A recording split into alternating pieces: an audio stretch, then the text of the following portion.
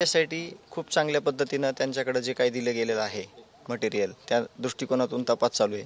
परंतु बेसिकली आणि जे काही पार्श्वभूमी आहे सगळी त्यावर सुद्धा म्हणजे सगळी प्रॉपर इन्व्हेस्टिगेशन होणं अपेक्षित आहे, ती तशी झालेली नाही आहे। म्हणून त्यांचं काय माहीत नाही आपल्याला कम्युनिकेशन कसं आहे किंवा ते किती एकमेकांना सोबत घेऊन काम करतात पोलीस स्टेशन आणि ह्या दोन समित्या। परंतु त्यांचं काम चालू आहे। SP साहेब त्यांचं काम करतायत।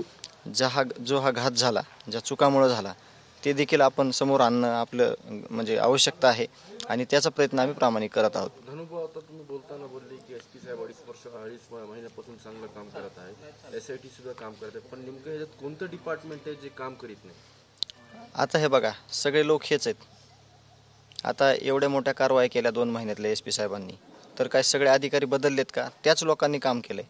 परंतु ज्या काही मागच्या चुका आहेत किंवा ज्या चुका झाल्यामुळे हे खून दरोडे अपहरण जे होत होतं त्या अधिकाऱ्यांनी कमीत कमी SP साहेबांना तरी सांगायला पाहिजे होतं की इथं या अशा कंडिशनमध्ये आमच्याकडून चुकीच्या पद्धतीनं समाजात मेसेज गेलेत, चुकीच्या पद्धतीनं एक त्याची प्रतिमा तयार झालेली आहे, पण तसं म्हणजे दिसलं नाही आम्हाला कुठं। म्हणून लोक तेच आहेत, त्याच लोकांनी सगळ्यांनी मिळून काम केले। पण आमच्या प्रकरणामध्ये अतिशय चुकीच्या पद्धतीनं अतिशय चुकीचा मेसेज म्हणजे सगळ्या समाजाला दिलेला आहे आणि आमचा खून झालेला आहे। त्यावर आमची काल चर्चा झालेली आहे। जरांगे पाटील येणार आहेत, अजून कोणी येणार आहे अशी माहिती आहे? मनोज दादा येणार आहेत। काल निरोप आलेला आहे, 12 वाजेच्या नंतर ते येतील, सहभाग नोंदवतील।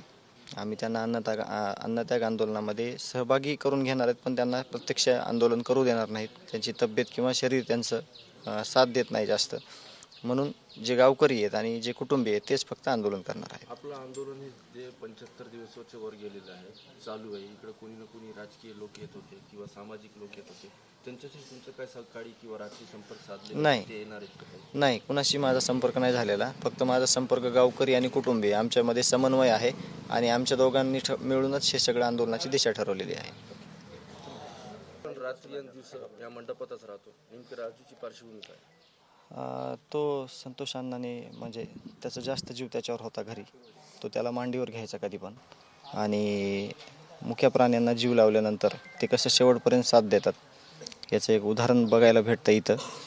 आम्ही जरी बसलेलो असलो तरी तो साईडला बसलेला असतो आणि आम्ही ज्यावेळेस सगळे घरी जातो उशिरा त्यावेळेस तो रात्रभर इथं फोटोच्या समोर बसतो। त्याला वाटतंय की त्याचा मालक किंवा त्यानं ज्यांनी म्हणजे ज्या राजूवर ज्याचा जीव आहे तो कुठंतरी आपल्याला हाक मारेल, काहीतरी बोलेल, असं रोज पाहायला मिळतंय। तुम्ही कधी जरी उशिरा आले तरी तो इथंच बसलेला असतो आणि आम्ही सगळे इथं असताना देखील असतो। तो खूप वाईट वाटतंय की त्याला कसं समजून सांगणार? आपण माणसं आहेत, आपण एकमेकांना सांगू शकतो, सांत्वन करू शकतो, पण त्याला कोण सांगणार? अतिशय वाईट वाटतं त्याच्याकडे बघून, कारण का तो असताना एवढा जीव असायचा त्याचा, तो त्याला म्हणजे खूप जीव लावत होता। म्हणजे माझा दादा त्याला खूप जीव लावायचा आणि आज देखील त्यानं जीव लावलेला त्याची परतफेड म्हणून तो रात्रभर इथं एकटा बसलेला असतो आणि तुम्ही ते रोज बघताय। त्याला समजून कसं सांगायचं हा खूप मोठा प्रश्न आहे की आपला दादा किंवा आपला मालक येणार नाही आता कधीच, आपल्याला तो कायमचा सोडून गेलेला आहे। रात्री देखील खूप वाईट वाटलं। रात्री आम्ही सगळे जाताना तो इथंच बसलेला असतो आणि इथंच वाट बघतो मालकाची की कधी आपल्याला हाक मारते मालक। आपण जर पाहिलं तर 80 दिवस झाले हत्या होऊन, तरी सुद्धा राजू या मंडपात किंवा तुमचं दार सोडित नाही, कधीच नाही। तो घरी कमी राहतो, इथं फोटो दिसतोय आणि ते फोटो दिसल्यामुळे त्याला असं वाटतं की आपला मालक कुठून तरी येईल आणि आपल्याला हाक मारेल, असं रोज त्याचे जे वागतो तो जे राहतो राजू त्याच्याहून त्याच्या वागण्याहून तसं दिसतंय।